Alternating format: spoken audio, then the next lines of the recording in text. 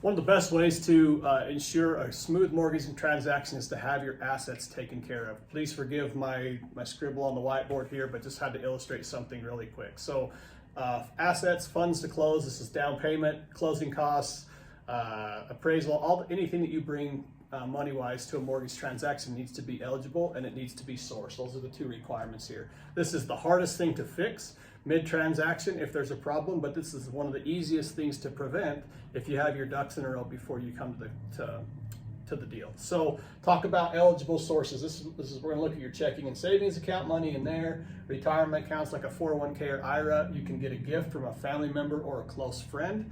And loans on equity, meaning a home equity line of credit, borrowing against a car that you have paid. All of these are 100% eligible.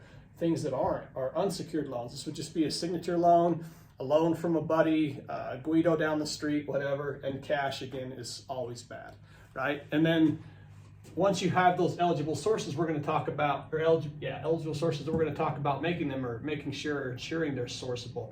So when we look at your bank statements, if there's large deposits in there, we got to say and be able to show where they came from. This is the hardest thing to fix if it starts to spiral out of control, right? You have a large deposit, it's a transfer from another bank. Now we got to go get the other bank accounts, and then it's a transfer from another bank that came from a Robinhood account or something like that. Now we got to go get those accounts, or it came from Venmo, whatever. Like it starts to get out of control as it gets going. So the more you can eliminate of this kind of stuff, the better. Seasoned, anything that's been in your bank account for 60 days is considered seasoned.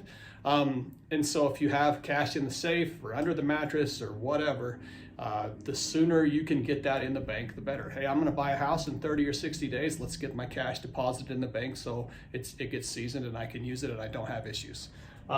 Cash deposits that we see on your bank statements, we're always gonna have to remove from your assets.